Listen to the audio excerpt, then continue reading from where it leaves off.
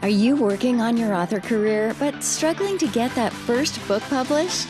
Does the goal of being an author seem too lofty? Or thoughts of having multiple books and making a full-time living are as fantastical as living in Cinderella's castle? Welcome to Discovered Wordsmiths, a podcast where aspiring authors can be heard. Join Stephen Schneider as he finds and talks to authors you may not know, but authors that have gotten their foot on the author career path. Hear what they've done to get there and where they want to go now. Settle back. It's time for a bit of inspiration and advice. Come listen to today's Discovered Wordsmith. Which I have other questions, but let's go back to earlier what you were talking about. What was that? Now I forget. It was pantsing. That was pantsing 101. Yes. You take a scene. Well, I didn't ever anticipate I would be a full-time author, so I hadn't gone the traditional route in terms of learning the craft. I have since taken, tons of courses on writing, but at the time I thought, well, I'll never have an idea big enough for a book, so it just didn't occur to me to do that. So starting with one scene in hindsight was absolutely the way to go. And that's what I recommend to people who are in that stage where they want to write, but they don't know if they can do it, or they don't know if they've got a good enough idea. Because I could not believe how the ideas came to me after I had that one little nugget in place. And that nugget didn't even end up in the final book. Bits and pieces of it did, but not that final nugget. So that's definitely a good way to start writing. And it's a pantster way. And I did pants that first book entirely. I pantsed part of the second book. I pantsed less of the third book. The more I got into the series, the more I needed to depend on an outline. And now I outline, I wouldn't say extensively, but I do know where the story starts. I know where it ends. And I know most of the major scenes in between, most of the major ones. There's still room to, go off and explore a little bit, but much more structured now. Okay, several things with all of that. First of all, I totally agree. I love the fact that you just sat down and started writing, and you weren't worried about a book and even a story. It was just a scene.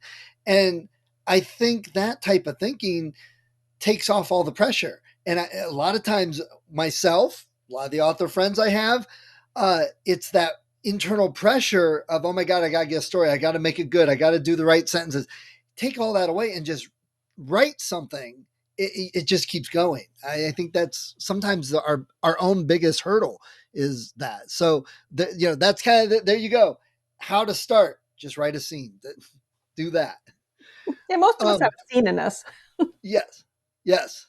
And now you also said that now you're doing a lot more outlining. And this current book, you said, has won several awards. Do you think your writing has improved because you're outlining, or that you improved because you started outlining?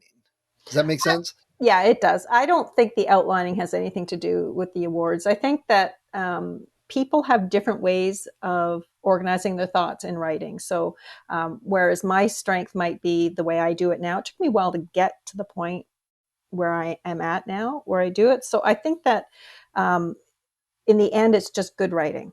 It's good storytelling, and it's good writing in the end. So I don't really think it's the outlining.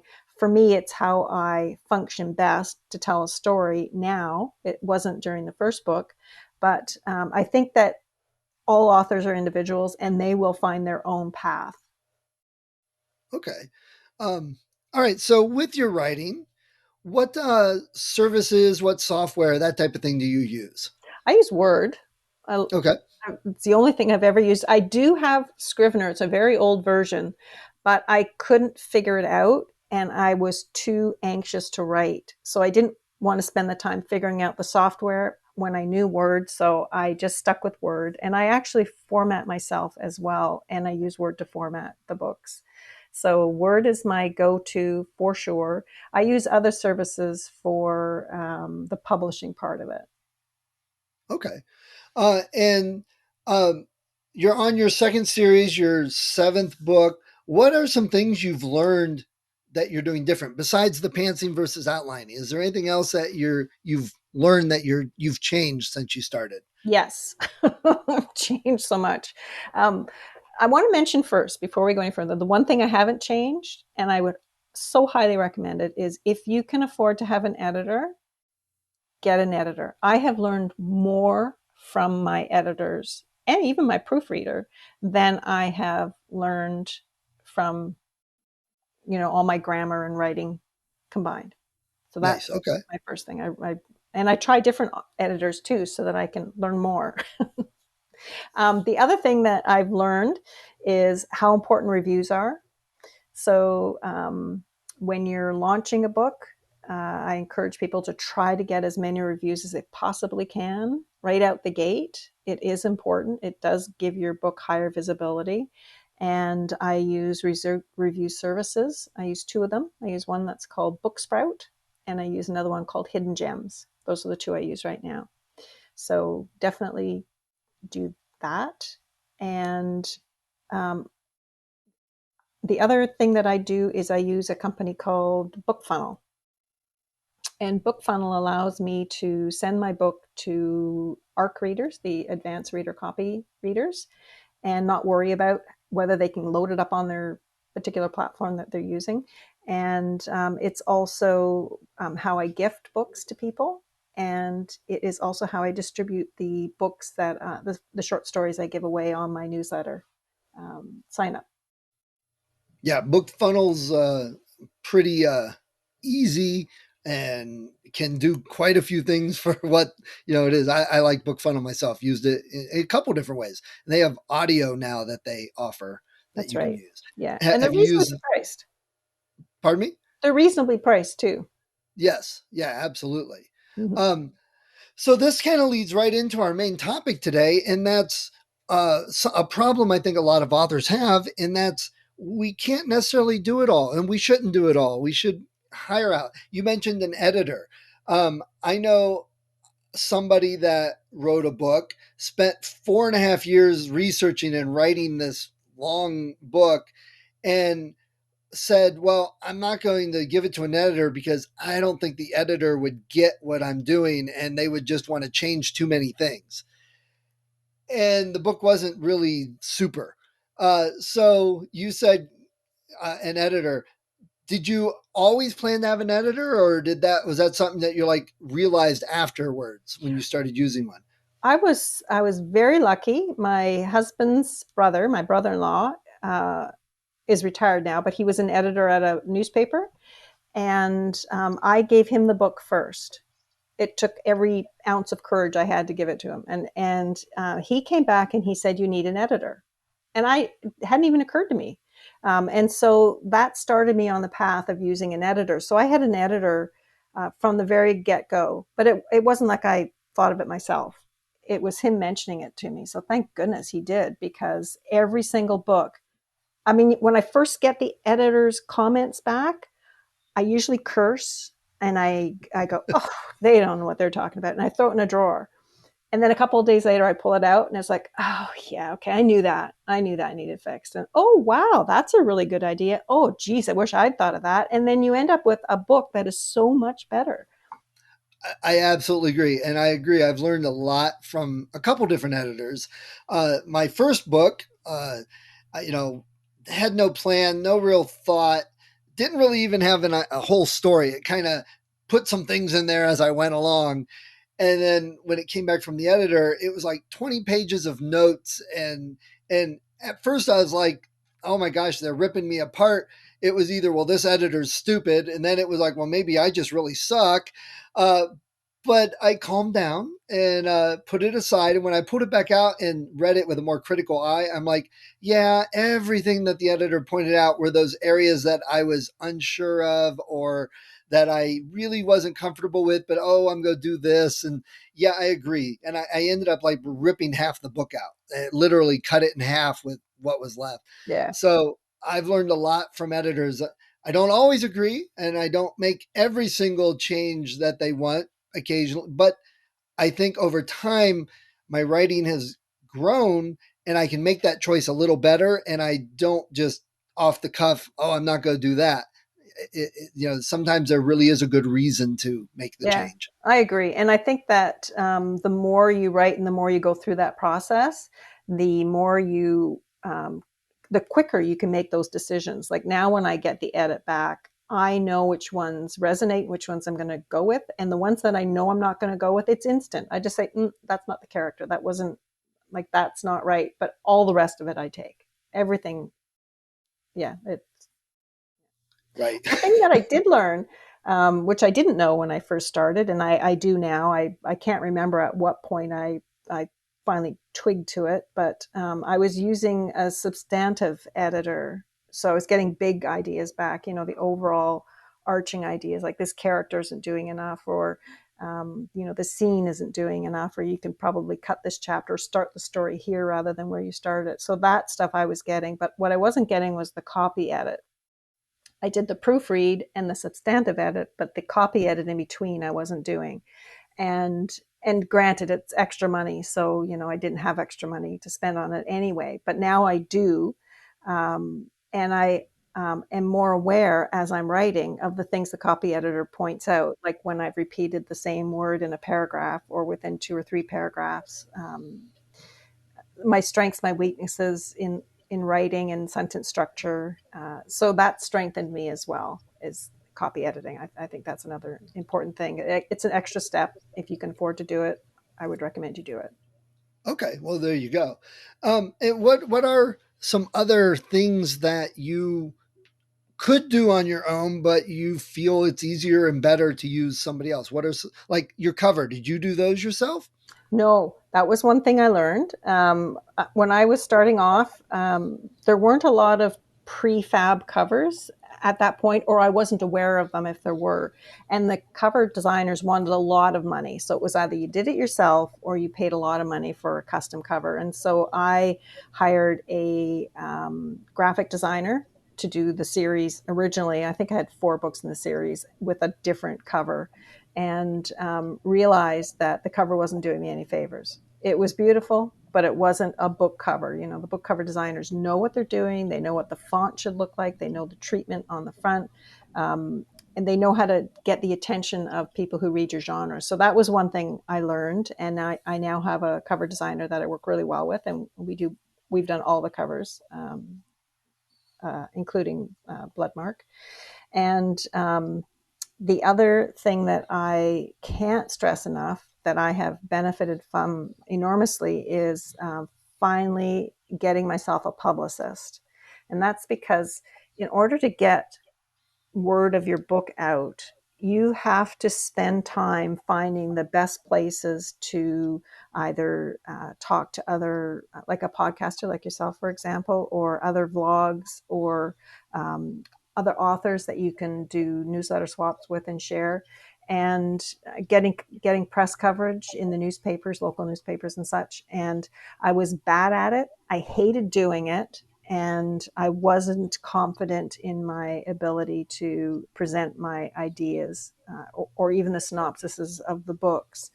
And so I hired Mickey of Creative Edge Publicity, and he has taken me from not being able to speak very well at all about my books to being quite confident and enjoying talking about them and enjoying talking about the writing craft. And he has found lots of opportunities. And I've put them all on my website, and you can flip through them, and it's just rolling down pages now of all of the opportunities that he has found for me that I've been able to take advantage of. So if you don't like doing that part of the job, definitely get yourself a publicist.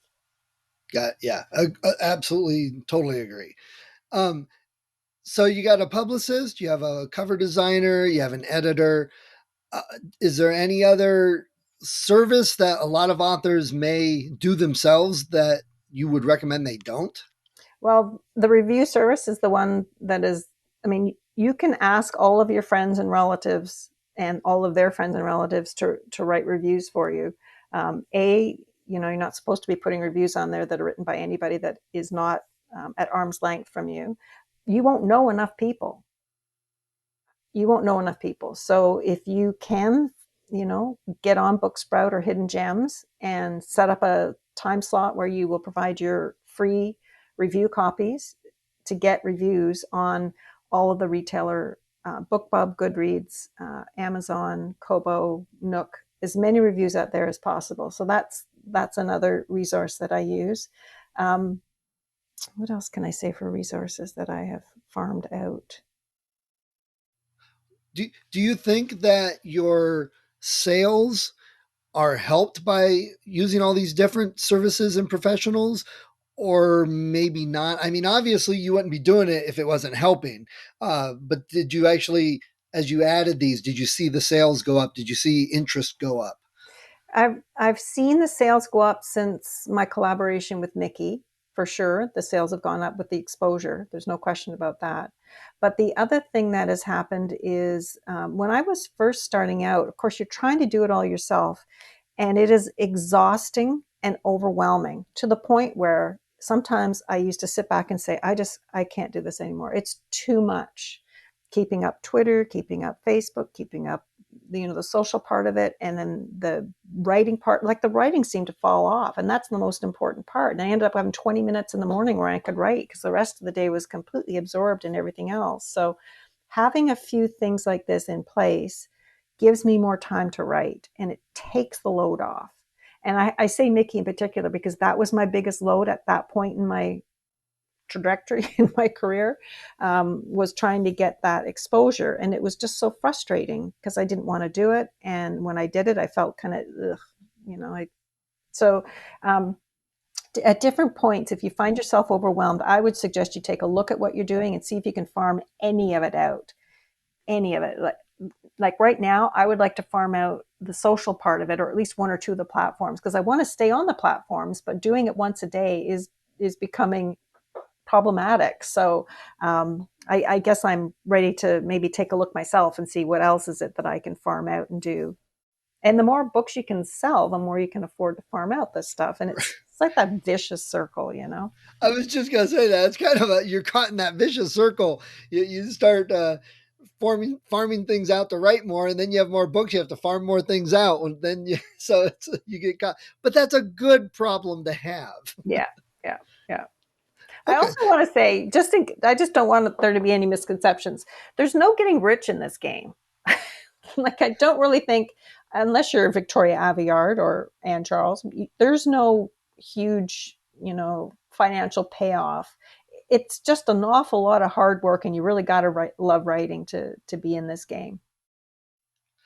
And so, do you have any services that you have used? Maybe not by name, but anything you've done or used that didn't work out that you changed or got rid of? I don't do Facebook ads anymore. I tried. I tried very hard, and I just couldn't get them to work. So Facebook is not something that I mean, I'm on and I enjoy the conversations I have with people on there, but I don't do advertising on there anymore. So that's one that didn't pan out. Other words, no, the more, yeah, I couldn't say that there was one that I am not using anymore that I started to use. Okay. All right. Well, and before we sign off on our author section, and you've got a chapter you want to read, Mhm. um, do you have any last minute advice for new authors? Yeah. Um, well, other than that one scene, start with one scene. The one thing that I would say is that a lot of times you get in your head that you're in competition with other authors, and I just can't say enough how that is not true. You aren't in competition. The people who are authors are the people that are going to lend you a hand and pull you up, and you in turn are going to turn around and pull someone up else behind you. So when you have the opportunity to share other authors' work or recommend their works, you should take that opportunity. Again, it's not a competition. People read more than one book and they read more than one genre. So as much and as often as I can, I recommend books that I've enjoyed. I will give those authors a hand up and then pay it forward. Nice. Great. All right. Well, JP, I appreciate talking about your book, talking about the author stuff. So everybody listen up for part 3 because we're going to have a little chapter read. Okay. I'll get right into it then. So this is Blood Mark. It's the story of Jane Walker and the marks that have formed her life. And this is August 8th. This is the first chapter. Okay. Jane Walker might have been the only person in Vancouver not afraid to be in a downtown alley at midnight. Shadows clung to fissures and corners, morphing into nightmare shapes as she passed. A warm breeze stirred the scent of rotting garbage, along with her gag reflex. Rescuing Sadie was getting old. One of these nights, Sadie's unique way of punishing herself would be the death of them both, and maybe Jane's bike. Jane parked next to Ethan's fat boy in the hopes his reputation would spill over and protect her cherished Honda 500. But the caged bulb above the back door worried her. It bled a weak circle of light that pooled near the bikes. It was a toss-up whether it would draw attention or act as a deterrent. She said a prayer for the latter and removed her helmet. A slamming door punctuated a heated argument drifting down from a nearby apartment. She raked her long hair forward to hide the worst of the birthmark on her face, then walked around the corner, bypassing the dregs of Riptide's nightly queue. A bouncer she knew manned the door.